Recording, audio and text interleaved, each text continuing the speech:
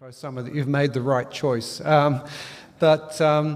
Look, it's great to be back here in Lahore. I was here at the Lahore Lit Fest 4 years ago, and it's great to see how it has expanded, how the crowds have grown, and the program gets better and better. Look, I'm no stranger to Lahore. It's one of my favorite cities. I was a foreign correspondent in Delhi for several years and used to come here quite a lot to cover Pakistani politics, etc. There's always lots going on, as there is still today. What I'm going to do is briefly talk about the book and what it is about and perhaps what it's not about. And while I'm doing that, I'm going to be playing some of the extraordinary imagery that's associated with magic of India. So without further ado, let me start by explaining to you what the book is not about. It's not about godmen, it's not about witches or the occult. I don't speculate about Sachin Tendulkar's success at the crease after taking the advice of his Parsi astrologer and changing the number on his jersey to 33. And I don't deliberately set out to reveal any of the secrets of the magician's craft. And while my list of conjurers, tricksters, illusionists, jugglers, and cunning conmen is a long one, so too is the list of the more illustrious figures rubbing shoulders with these people that you would not expect to find, including Motilal Nehru, Madame Karma, who had a revolutionary cell in Paris bent on the overthrow of the British Raj, Subhash Chandra Bose, and a mysterious Indian potentate called Prince Ranjit of Baluchistan, who turned up in London in 1901, much to the consternation of the India office who'd never heard of him. And maybe we can talk about him a little bit later. There's references to Kautilya, who urged the use of sleight-of-hand artists as spies, and to the Mughal Emperor Jehangir, whose obsession with India's wonder workers interfered with the day-to-day running of the state to such an extent that a group of complainants wishing to report abuses of power by the governor of Bengal had to dress up as magicians to get his attention. The story of Indian magic is a long one. Some would say it is as long as the rope that the fakir throws into the air until its end disappears in the heavens. The Jataka tales, composed in the 6th century BCE, contain references to snake charmers, sword swallowers, and the great Indian mango tree trick. Indian fortune tellers were in great demand in ancient Rome. The Tang emperors of China employed Indian alchemists who peddled secret formulas that promised longevity and sexual prowess. And after watching the tricks of street magicians, the 6th century sage Samkara used their principles to explain the concept of Maya or illusion. During the Abbasid Caliphate, the booksellers of Baghdad sold Indian conjuring manuals translated into Arabic. Silk route travelers returned with stories of men who not only charmed snakes, but also sharks to protect the pearl divers of Ceylon. And the great adventurer Marco Polo wrote about Kashmiri wizards who could make idols speak, control the weather, and turn day into night and night into day. In the India Office records, I chanced across an unpublished manuscript by a European traveller from the 1930s who described with complete conviction a Himalayan wizard who could deatomize and reatomize solid objects hundreds of miles apart, a man who called himself Musafa and who lived in a railway colony near Sukur, who could empty a safe of its contents from more than a mile away, and at the jail in Madras there was a sadhu who mystified warders by being found outside his locked cell every morning. In 1813, the enterprising captain of an Englishman docked on the Thames with a troupe of South Indian jugglers, and their appearance at Pall Mall would change the face of Western conjuring forever. Within a few decades, continental magicians were blackening their faces, donning turbans and silken robes, and adopting oxymoronic names such as the Fakir of Shiva, the Fakir of Ulu, the Fakir of Ava, and the Fakir of Jaipur, prompting one early 20th century writer to complain of the Fakir invasion, and I quote, "If there were any towns in India lucky enough to escape from these specialists, they must have been confined to Houdini's Chinese torture cell, probably the only place on earth where they would have been safe from confiscation." Western magicians travelling to India in the late 19th and early 20th centuries filled their memoirs with stories of encounters with Indian conjurers, proving their superiority by engaging in contests with street magicians, debunking their tricks and stealing those they could use in their shows back home.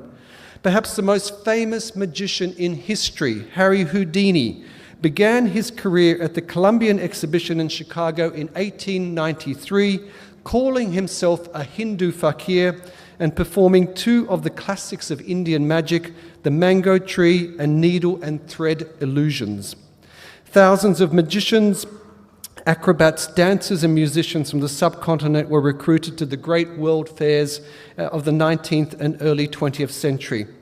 And so closely was India associated with magic that in December 1899, London's Strand magazine declared in its typically unequivocal tone, "Ask the average Englishman for what India is most celebrated, and chances are 10 to 1 that he will ignore the glories of the Taj Mahal, the beneficence of British rule, even Mr. Kipling, and reply unhesitatingly in one word, jugglers." So that's the sort of story, and that was kind of the thing which I really wanted to do in the book, was to explain how India's jugglers, its magicians, achieved this accolade. So I'm, taking the story up until the beginning of the 20th century and what happened since. So that's it. Thanks a lot, John. And well, one thing which he omitted to mention is that during sort of the research of this book, he picked up a few magical tricks. So what we also do during this presentation is the famous severing of the human body trick. And so we want 3 volunteers. Yes, just one volunteer, please. It mostly works. It mostly works, yeah. It did work in Jaipur, did it? No. Yeah, look, no, actually in Bangalore, I had a magician come on stage with me. This was only 2 weeks ago. It was a very sort of heavy-hitting conference. My session was straight after the Indian Home Ministers, and the juggler, the street magician, decapitated his assistant on stage by putting a knife through his neck. Yeah, so we won't do that. Yeah, for a start, we need a blanket to clean up all the blood, so we'll dispense with that. Yeah, but yeah, there's some pretty amazing stuff, and Indian magic tends to be very gory as well. I can imagine. Thank you for that introduction, and I guess the first obvious question is that you did talk about what's not in the book.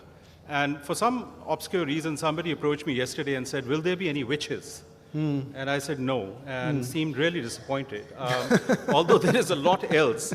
But what struck me as amazing about this book is that you start off by talking about the role magic or the spectacular or the miraculous plays in religion. You talk about mythology, lore. You talk about when Islam comes and all that. And then you go all the way to what happened in the royal courts and what happens in everyday, street magic. So the canvas is very broad. But I guess the fundamental question is, why write the book? What motivates someone to dedicate such a lot of energy to write about magic?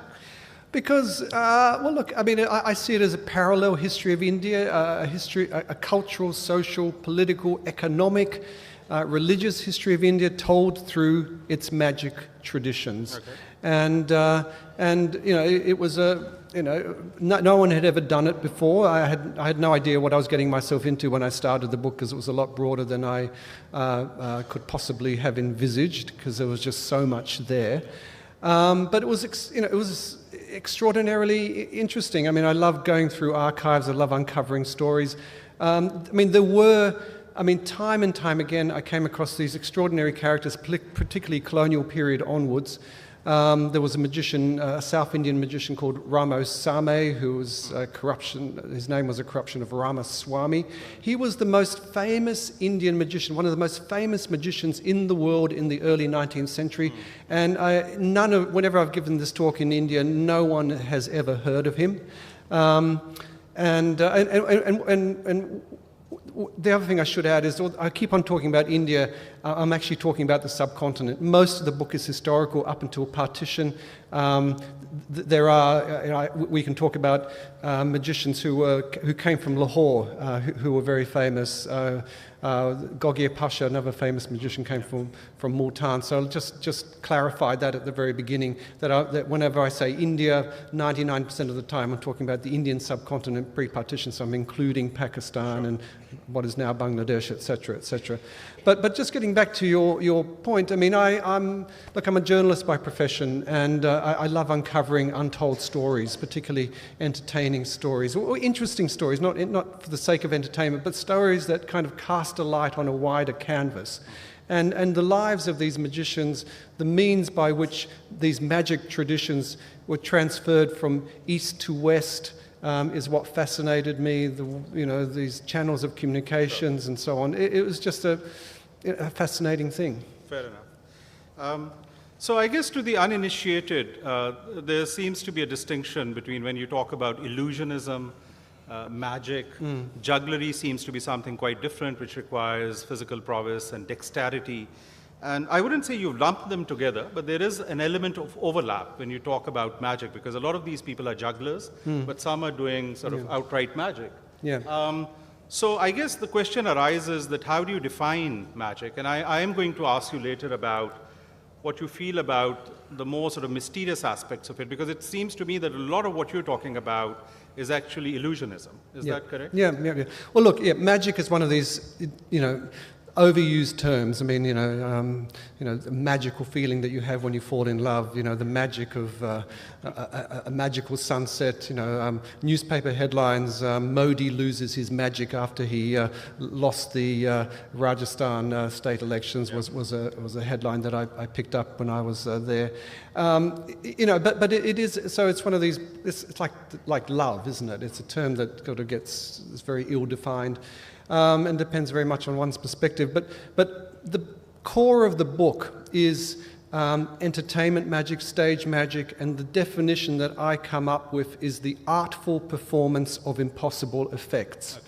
So it's a very, it's a short definition, but it's all kind of all-encompassing. The other thing that you need to bear in mind is that a Western conjurer, a Western illusionist, magician, whatever you want to call him, will never claim that what he or she does is anything other than trickery, okay? No matter how impossible the effect, okay?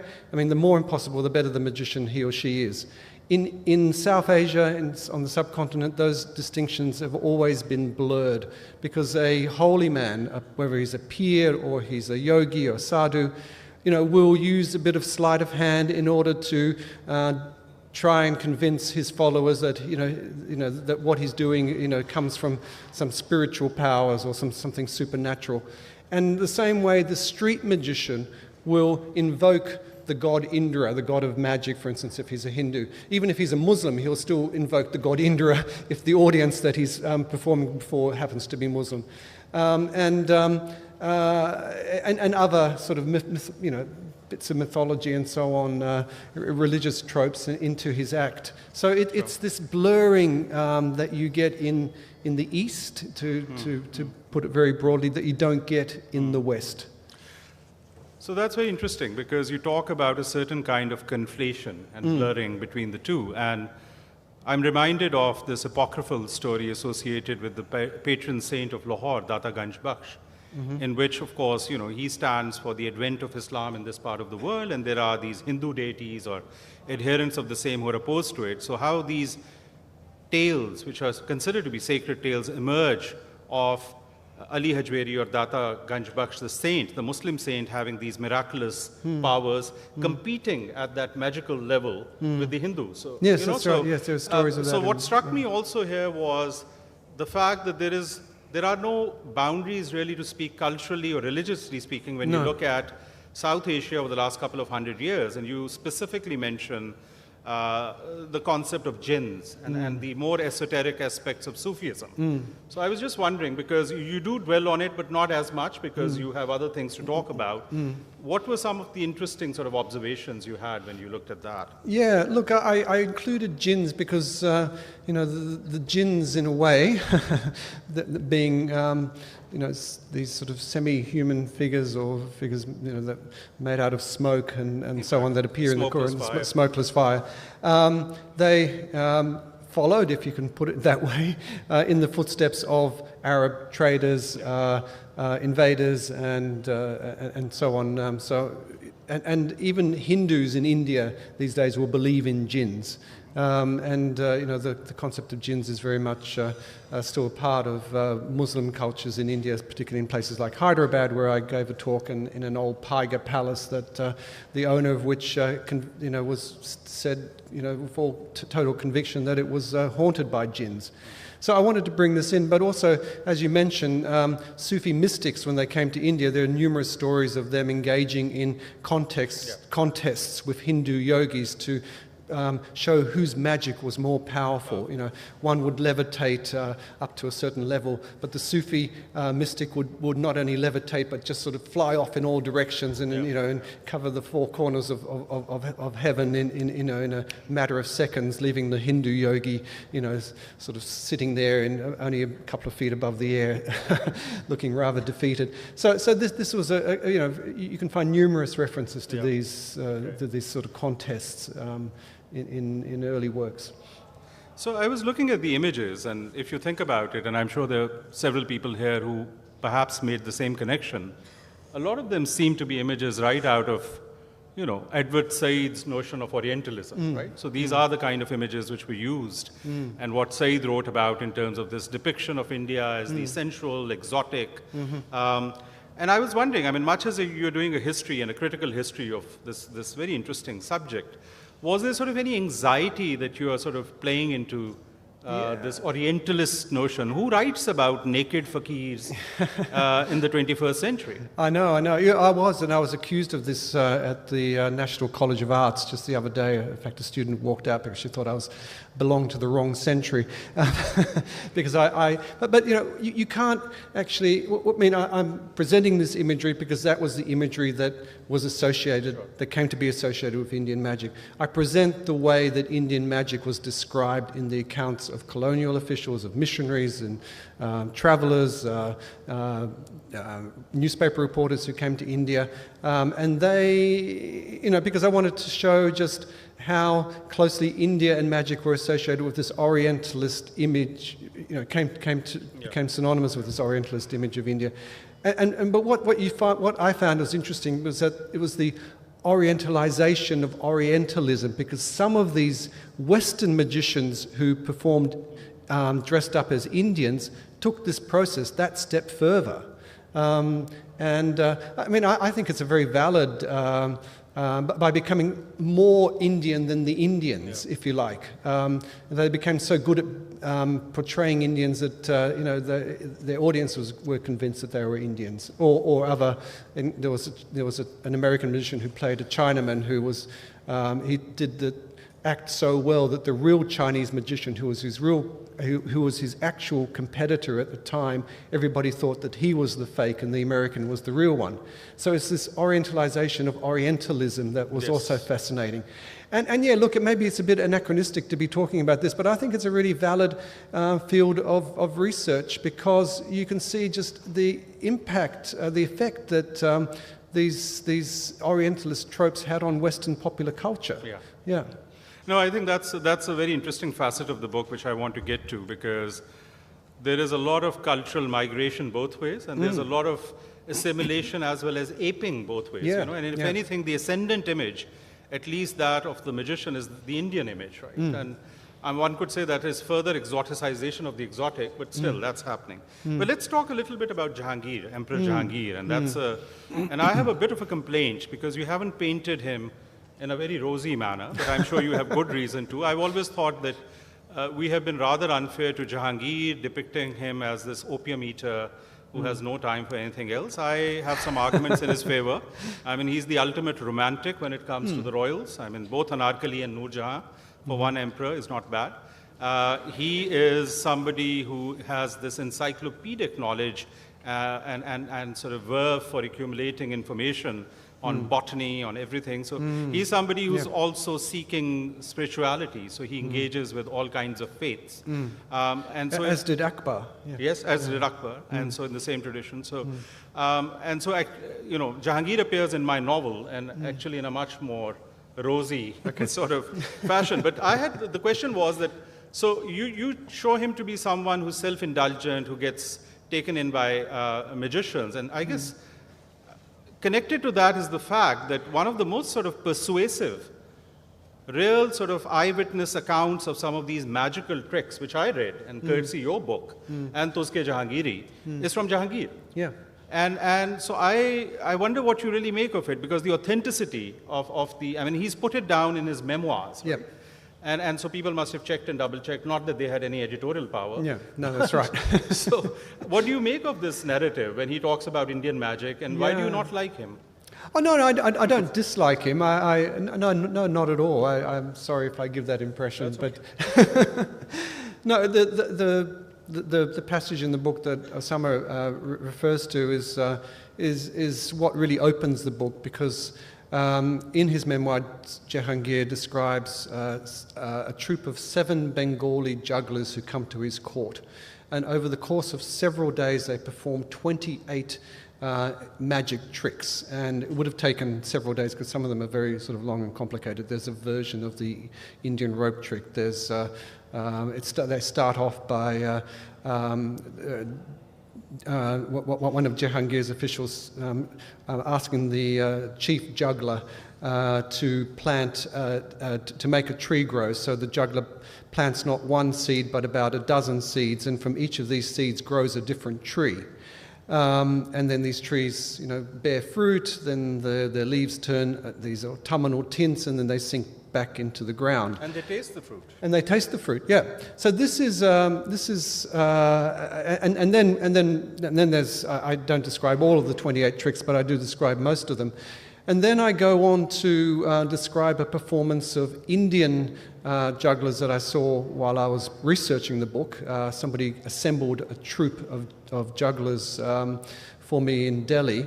And almost all of the tricks that they performed, you could trace their provenance back to this account of Jahangir's. So instead of an orchard of trees, one juggler made a mango tree grow out of nothing. Jahangir describes a magician who came with a large book that had with pages of the purest white. Every time he opened the book, the pages would change. The first time they were red in colour, speckled with gold. The second time there was lettering on them. The third time there was pictures of animals. The fourth time pictures of people, and so on. The juggler that I saw in Delhi, he had a book. Every time he flipped through the pages, the image on those pages would change. Okay, exactly the same sort of thing. Jahangir describes a juggler who pulled a serpent out of his mouth, and then another juggler pulled another 6 out of his mouth, each of them this long. I mean, some of this stuff is obviously, gets a little bit exaggerated. I don't for a moment see. But look, I mean, the trick of pulling a snake out of the mouth is a common one in India. The magicians that I saw in Delhi, instead of regurgitating snakes, they regurgitated rusty nails, screws and balls from their mouth, seemingly out of nowhere. So that's what I wanted to do, was to show that the provenance of the tricks that Indian magicians are still doing today go back not just to the time of Jahangir, but even further.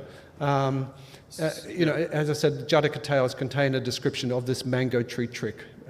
So it's not just opium.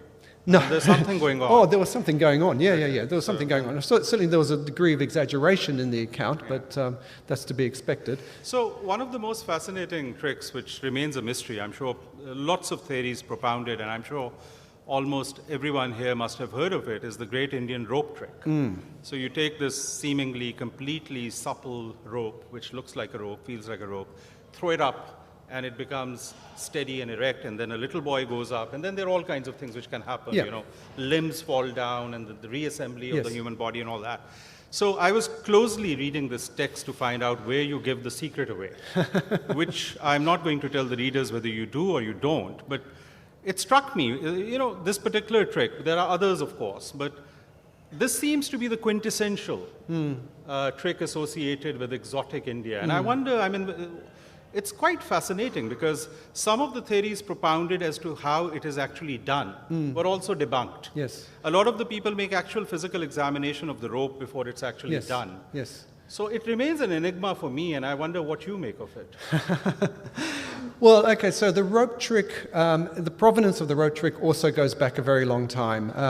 And when you think of it, when you think of stories like Jack and the Beanstalk, Jacob's Ladder, you know, in shamanistic societies, the trope of the cord somehow linking heaven and earth, it's a common trope that's found in different societies across the world at different times. In India, there were numerous references to it, going back over the millennia. But the story really got going in about 1890, and it was thanks to a piece of fake news that went viral. Even then. Even then, yeah. I imagine what would have happened if it was now, but one shudders to think.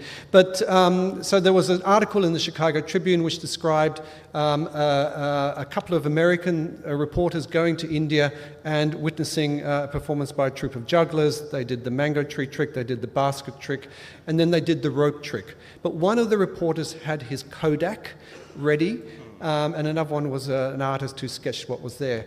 The magician made the rope rise into the air, boy climbs up, disappears into the sky, his dismembered limbs come raining down, and they're reassembled by the magician. This is the standard version of the rope trick. Now, what happened was when they developed the film, there was nothing there. There was no rope, there was no boy, there was no magician. So, you know, the conclusion that they reached was that it was hypnotism.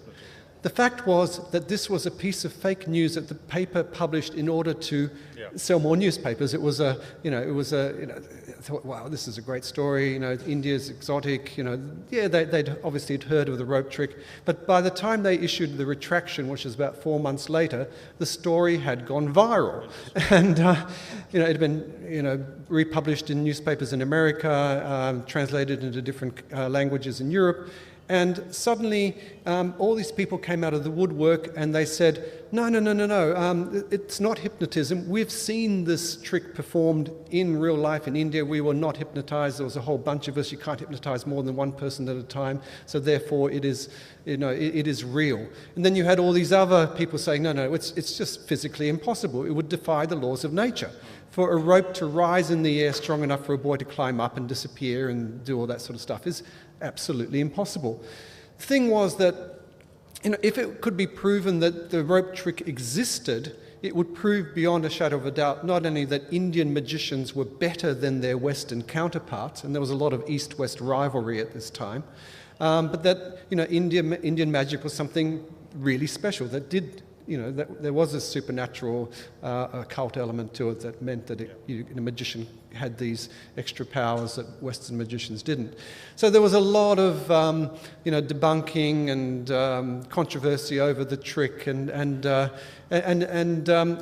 do explain how Western magicians appropriated this trick. Can we stop there? No, actually, go back one more. No, other way. दूसरी तरफ, पीछे. Píche. Echo. Yeah, bus. Stop.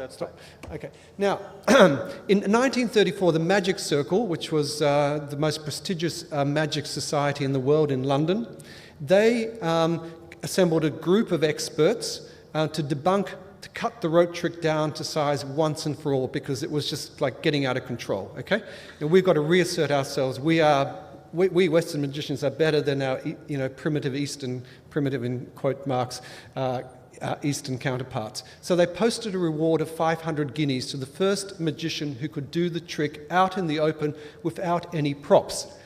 This is Karachi, who is performing the trick on the outskirts of London in 1934, and this feat was captured by a BBC film crew. Okay. His real name was Arthur Claude Darby. He was a fitter and turner from Plymouth and a gypsy. But he called himself Karachi, and his son, Qaida, whose real name was Cyril, climbed up a rope. As you can see, it's just a bit of coiled rope, and you can see in the film footage how he's, showing the rope to the people there, and they're examining it, and there's nothing inside it. But he didn't get the reward because his son didn't disappear when he reached the top. But despite the best efforts of the world's leading magical society to bury this trick once and for all, they didn't succeed because people saw that, and the images were republished in newspapers and so on, and the controversy sort of went on. I see. Yeah. So a couple of other, because you describe a lot of characters. There are lots of fascinating characters in your book, and the magician Khuda Bakhsh. Yes. And the fact that he could get blindfolded and still read text, the X-ray eyes. Yeah. And then, of course, that very sort of high publicity demonstration of walking on the fire, which happened in England. Yeah. And so, is this mind over matter? Because hypnotism is one thing, there are mechanical explanations. Is another, yeah. So there was a Kashmiri magician called Khuda Bakhsh, and he was born in around the turn of the century. But he went to the West around about the same time as Karachi was doing this sort of stuff. And his two signature tricks were the X-ray eyes routine, and this was done under medically supervised conditions, where doctors put dough over his eyes, balls of dough, lumps of dough, and then bandaged his face numerous times. Only his nostrils were left uncovered, otherwise he would have suffocated. And he could still read from a book. Somebody had pulled off a bookshelf totally at random, behind him, and, read the pages, and nobody could work out how he did it, even his fellow magicians. His other signature trick was walking on hot coals. So he actually did the first fire walk in England. And again, it was scientifically supervised. They measured the temperature of the fire pit. It was hot enough to melt steel. They measured the temperature of his feet before and after the walk. They checked to see if they were calloused, to see if there was anything smeared upon them, and he managed to walk across this fire pit not once but twice, but 3 or 4 times. And then some other guy thought, oh well, if he can do it, I can do it too.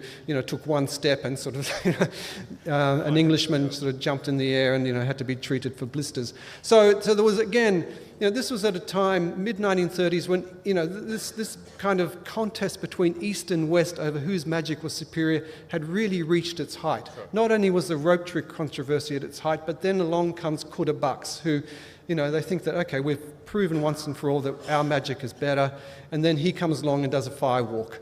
And they just can't work out how he's done it, because his feet don't get burnt, the temperature doesn't rise. It's filmed again. It's done under scientifically supervised conditions. They measure the temperature and all of that.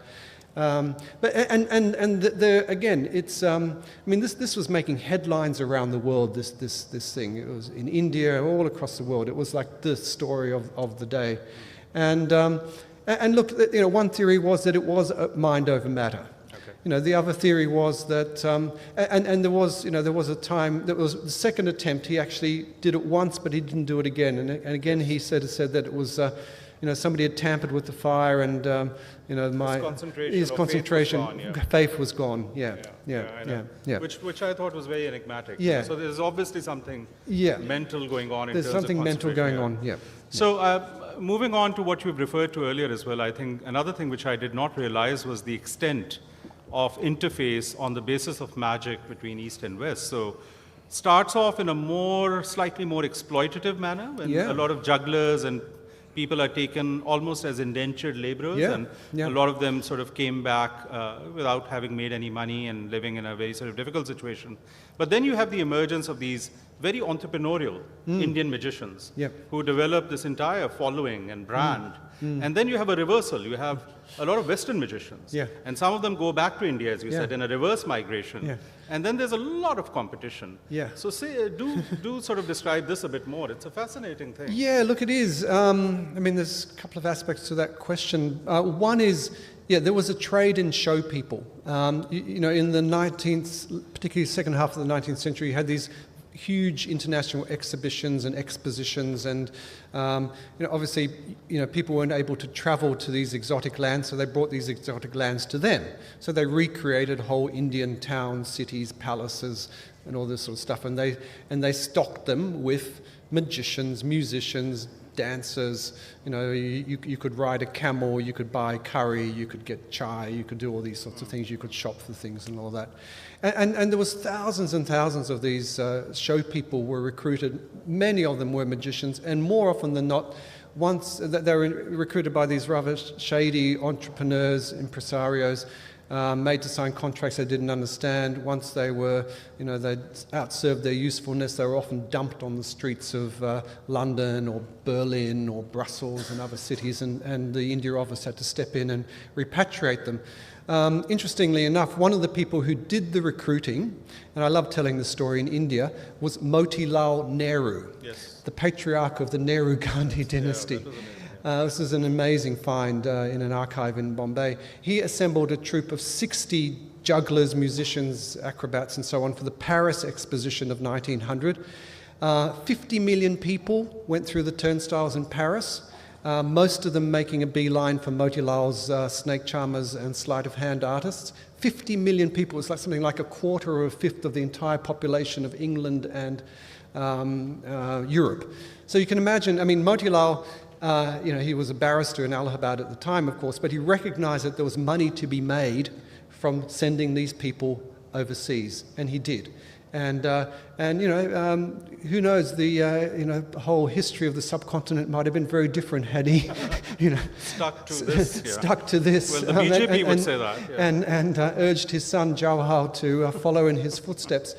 But then there was, so of course by then, we're talking millions of people would have witnessed these feats of Indian magic firsthand. So obviously Western magicians, thought that, hey, this is a brand that we need to kind of appropriate. Yeah. And so they dressed up as Indian magicians and did it. But the interesting thing that I found was that at the same time you had Indians, so westernized Indians who could speak English and who could afford to buy a instruction book about how to do magic tricks. Some of them were amateurs, of course, some of them did it as a hobby, but some of them became quite professional. But what they did was that they would ditch their turbans and their sherwanis and put on top hats and tuxedos, and they would go to the West, those who were good enough, and encounter these Western magicians dressed up like Indians. and this actually happened. And that's what fascinated me. It is fascinating. Yeah. So there are lots of larger-than-life characters in your book, and P.C. Sarkar, the great Indian Bengali magician who called himself the best in the world. And what comes across is also the amount of showmanship and self-publicity and rivalry. So that's another very interesting dimension. These guys were wizards at marketing. Oh, absolutely. Yeah. Has anybody here heard of P.C. Sarkar? It's not a very magical crowd, it's not a very, okay. There was P.C. Sarkar. There was another magician called Gogia Pasha as well. Can we have the next slide? Sorry. The magic has put him to sleep. Magic has put him to sleep. Okay, so these were the two. Back. So you got Gogia Pasha, born in Multan. Somebody told me today that there's posters in Karachi for a magician called Gogia Pasha who will, restore your flickering love and all this sort of stuff. He's more like so he's appropriated the name, which is interesting. I think he does magic as more like palmistry and astrology and things like that. But anyway, P.C. Sarkar, who was his chief rival, but he was an incredible guy, born in what is now Bangladesh, and really took Indian magic to a new height. He was famous for his publicity material, his posters, and like the one you see there, very much over the top. And he called himself the world's greatest magician, even before he'd left Bengal, much to the chagrin of Western magicians who said you've got no right to do that. But he was a master publicist, and I think he probably earned the title of India's greatest magician by the end of his life. But he died in the early 70s and was again travelled around the world multiple times, 30 tons of equipment.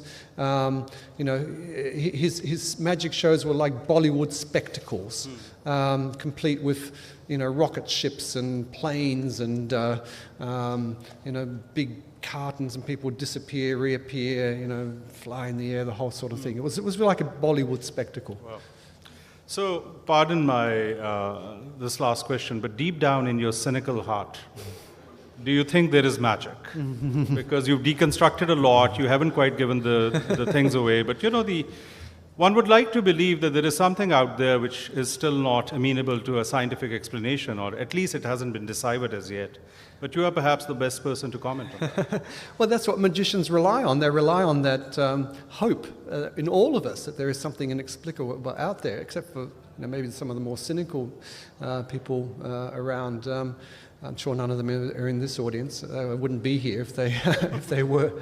But magicians exploit this, and if they're good enough, they'll convince you that, yes, there is something beyond the rational.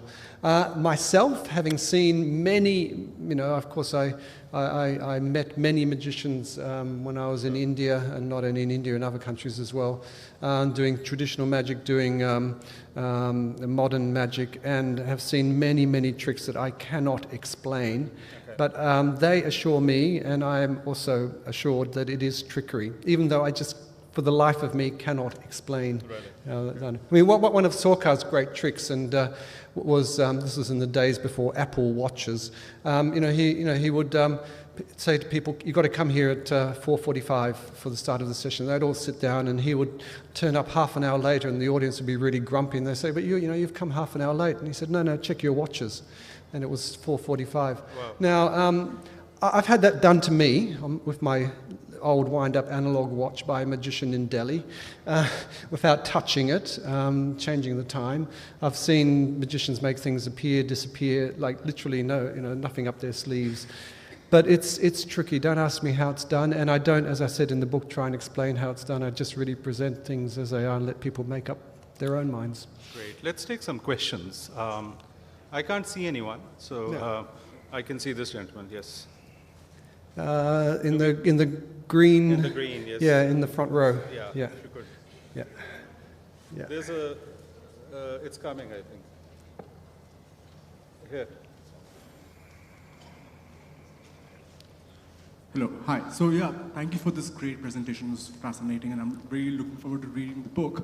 So one question that came to my mind is that, is there any continuation of this tradition in Pakistan, of this Indian magical tradition? Look, that's a really good question, and maybe there's somebody here who can enlighten me. I mean, I must admit I didn't come to Pakistan to do my research, because the archival material was mostly in India, in London, and even in America. And I do mention in the book, magicians who, were born in what is now Pakistan, like Gogi Pasha there. But look, snake charmers, I think you'll see here. But jugglers doing sort of more feats of dexterity rather than sleight of hand necessarily. That's at least the anecdotal evidence that I've gathered from my time in Pakistan. But in India, even in India, traditional street magic is not as alive and well as it used to be, as with all forms of that sort of folk popular entertainment. Street performers in most of these countries just finding it harder and harder to make ends meet, so they're dropping out of the profession. So I don't know if you, yeah. We have to introduce you to Amir Liaquat Hussain one of these days. So my question is that, according to all the research that you've done, it seems as if most of the sources are state-based, or archives that have been collected by the British, or for example the Mughal Empire, right? Yep. So did you find any sources from the locals, and if so, how did they differentiate between state narratives and what the people themselves had to say? Yeah, look. I mean, the magicians themselves left nothing, because most of these street magicians were illiterate. They came from lower castes, whether they were Muslims or Hindus. They came from the lower rungs of society. Many of them were members of nomadic tribes. They were peripatetic tribes. They would go from one place to another. So it's only, if somebody had sat down and collected their oral history, that would have been great. And you do find fragments of that history in various places. So yes, it's like I can give you one example. There's a book called Bombay Beggars and Criers.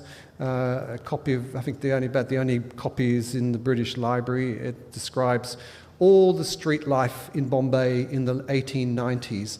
And there's something, there's maybe 80 or 90 different groups that he describes, and a lot of them do, if not magic or jugglery or acrobatics or other forms of sort of, I mean, magic. When I talk about street magic, I'm talking about everything from snake charmers to sword swallowers to maybe even tightrope walkers. Because a lot of these troupes, a troupe of magicians might be a dozen people, and they do different things. So some of them will do purely acts of physical dexterity. Others would do more sleight of hand. So it's a very broad term. But he describes in great detail all the various means that they use. So he describes them as beggars, but they weren't just standing there with their arms out. They were actually doing something in order to attract the attention of passers-by, in order to extract alms from them. So that's a good source, and there are other sources like that. So and then there are yes, in the archives. I mean, a lot of information about these about these magicians who were recruited for these world fairs and exhibitions, because, as I said, a lot of them ended up on the streets of London and other cities in Europe and had to be repatriated back home because they were just basically left to fend for themselves. And there, in those archives, you find descriptions of how they were recruited, what groups they came from. It's interesting, I mean, you think of these people as being, they come to England and they're left to fend for themselves, and but some of them actually, their cause was taken up by locals in England. Some of them were Indians, and some of them actually said, you've got to come to court. So that there was a case even in Australia where magicians, a troupe of magicians, actually marched down the main street of Melbourne in 1889, stopping traffic along the way. It was the first Indian mutiny in Australia. It was done by a troupe of jugglers because they'd been abandoned, and they went straight to the city court and demanded a passage home, the money that they were owed by their shonky, dodgy contractor impresario who'd brought them out here, who'd sort of gone and, disappeared. They demanded their rights at the city court. And then the magistrate said, come back in a week and see what we can do. They came back in a week and they did it again. They marched down the main street of Melbourne, stopped the traffic, refused to leave the premises of the court.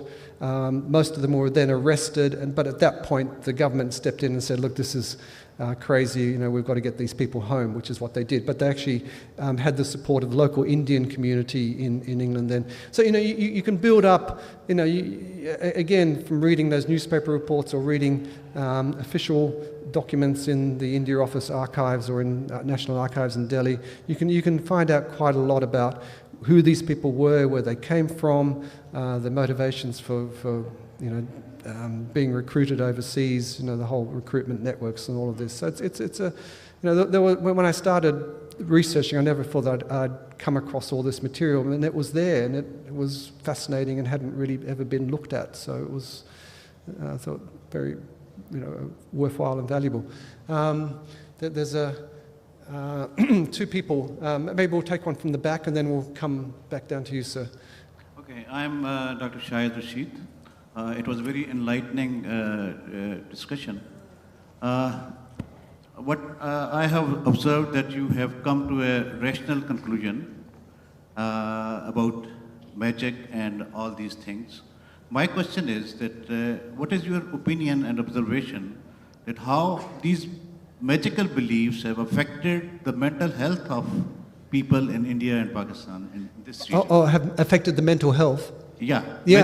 magical beliefs. These magical beliefs. Magical beliefs, yeah. I mean, people, who think that they're possessed by jinns or spirits or so on. I mean, there's a magical quality to that belief in the possession, and people will take, and a family member would take,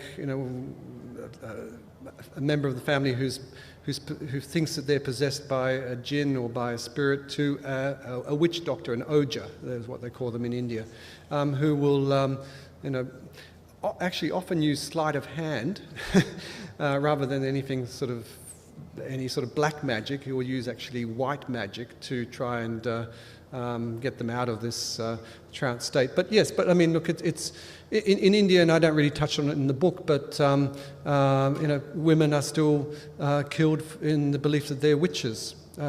People they're accused of being witches, and they're killed for that. Some states have introduced legislation specifically to try and stop that from happening.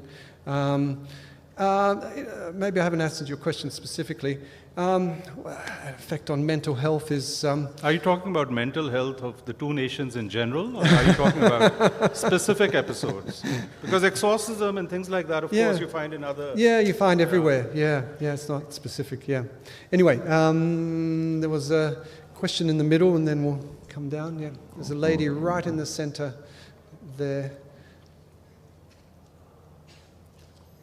Is there a microphone going to the lady it's going there? all the way. Oh, it's going away, going around.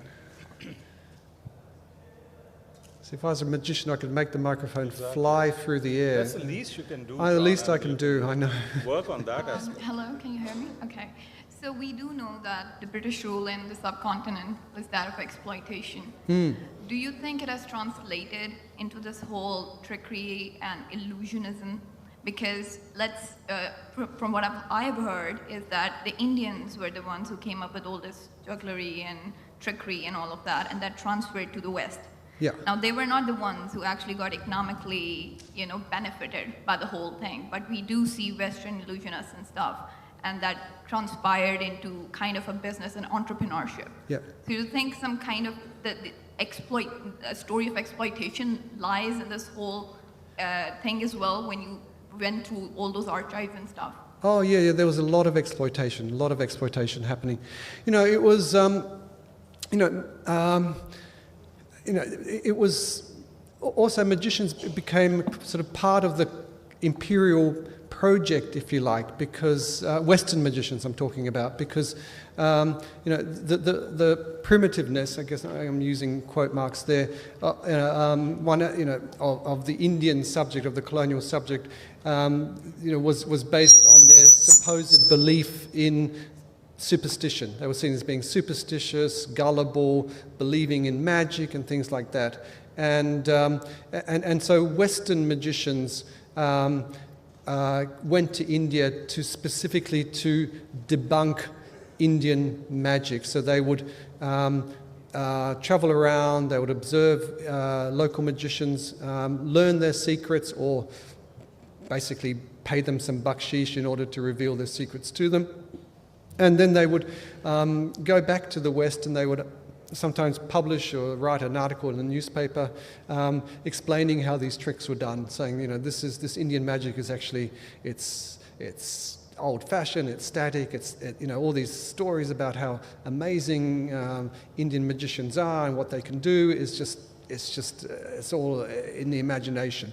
And so there was the book is very much about East meets West, but it's also East versus West. And Western magicians were really part of this. They wanted to emasculate their opponents, these Indian magicians, by revealing their secrets. But then again, they also appropriated a lot of these tricks and used them in their shows because they recognized the power of this image that people still had in the West of India as being a place, this mystical place. So it was in their interests to present that on stage, but at the same time they, did their best to debunk, the very secrets, the very magic that they were presenting. So it was like the dubious sort of dichotomy at work there, and that's one thing that I explore a lot of in the book. So I meant to ask, I mean, some of the other sort of aspects of the so-called mystical East or spiritual East, like, you know, the Guru Rajneeshs of the world and the yoga and a lot of other things, those are still fairly hip and sort of popular and all that. But after somebody like Sarkar, I mean, the kind of height which he achieved in terms of his profession, that seems to be on the wane, right? So in India, there's no real successor. There is a son, but... There's a son, yeah. There's probably about a dozen Indian magicians who still, you know, do big stage shows and travel around the country. But yeah, look, it's... mentalism is very big in India. It's probably the most popular form of magic at the moment. And then you have, you know, guys doing corporate shows like you do in the West. A lot of magicians just sort of rely on that sort of stuff. Good street magicians are harder and harder to find. Yeah, look, it's waning, but you know, I guess you can say it's waning in the West as well. But you still do have, you know, some greats like David Copperfield and David Blaine and Darren Brown and others who are, you know, pretty amazing at their work. And in a way, I mean, you know, people think that you know, these days with you know, CGI and special effects and all these sorts of things, that, you know, what's left, you know, what is left, you know, that is magical, that, you know, can't be replicated on the screen or on your laptop or, you know, through YouTube. But I think that magicians are actually just getting smarter and better at what they do, and you know, particularly when you see close-up magic, you know, which absolutely cannot rely on you know, props and mirrors and smokes and trapdoors and, you know, hidden wires and things like that. You know, and they're actually, you know, kind of keeping one step ahead of you know, that sort of technology that's there. So we probably have time only for one more question, if there is one. There's a question there. Yeah, a question down the front. This gentleman's been asking for a while. Yeah. And then there's somebody at the back. Doesn't seem like an appropriate question. First, I would like to really, I'm grateful for you to be sharing your information after gathering everything. Sorry. Extremely grateful for that. There are a couple of things that I want to myself know about so that I get cleared about it. And it kind of does bother me, or intrigues me would be the right word. Number one, what are you, I mean, we're talking about jinns in the subcontinent. But when we go back in history, we can take the name, or are we allowed to take the name of Solomon as the master, as the king of jinns? Yeah. And all his powers. So I would, you know, briefly, if you could explain what that context was, and if it's just a myth, or if it's that real, you know, if it's real, something like that, whatever you share about that. And the other thing, I would actually want to talk about the mental health concept. I'll give you an example of that. In the subcontinent, we have a name for this. And in this new age world, let's say if this is not Pakistan or India or any local localities, if maybe it's an European place or America or Canada, and people are feeling this paradigm shift, for instance, they're feeling energies around them. Yeah. And they have different names like druids and demons or angels, whatever they want to call them. You know, so they're not familiar with the concept that there is a being called, our religion teaches that, so it's easier for us to believe. But perhaps in their religion, they don't even have a name, and some people don't even believe religion because they're atheists or whatever. They've formed other ways of finding solace between the sense and the unseen.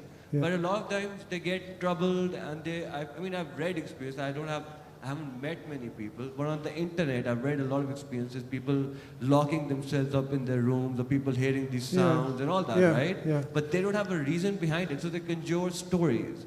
What do you think about that, and what do you think about Solomon being, you know, in the past, was that a legend or a myth? And now how is that impacting this new age world where people don't know much about it? A very broad question. Solomon is king of the jinns. Well, that's, I think... Is he? Well, I think it's written, isn't it? What would you say about that? I'm not sure. Well, I mean, you know, this is... It's personal belief. Whether you... It's a personal belief thing. It's a personal belief thing, yeah. Yeah. But yeah, look, I mean, the whole mental aspect of it is... Well, it's a very big question, really. But it's you want a shorter question? That gent also had it, and then maybe you can combine the two. And that will be the last one. Okay. So it is a shorter question, I think. So just following on the question that this woman was asking back here about kind of exploitation and appropriation, you mentioned just at the very end there, people like David Copperfield, David Blaine, Darren Brown.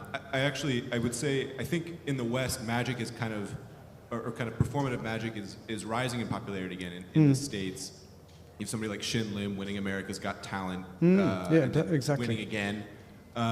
So I guess the question is, what debt, I mean, you know, you're talking about in the rest of this talk up to the 1930s or so, but what debt do people like David Blaine and Darren Brown and Shin Lim owe to, you know, this kind of magic? Like how much of it really did just come out of India into the West and then maybe resurface? Yeah, look, that's a good question.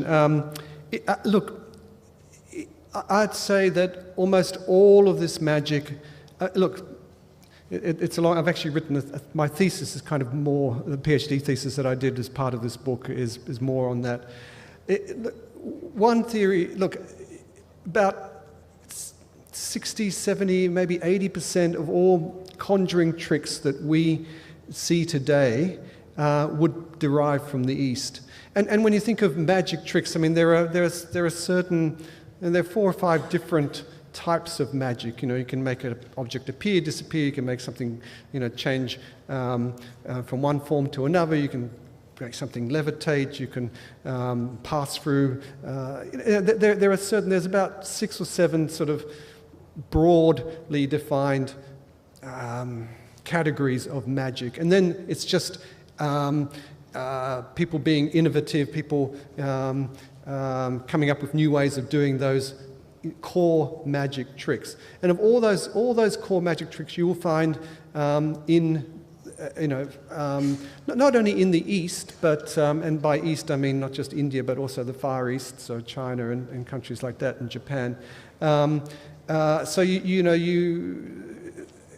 somebody's actually said in about 1930 was a guy called Ross Dennison who was at SOAS. He actually started SOAS. He said the only magic tricks that weren't derived from the East were card tricks. Okay, card magic.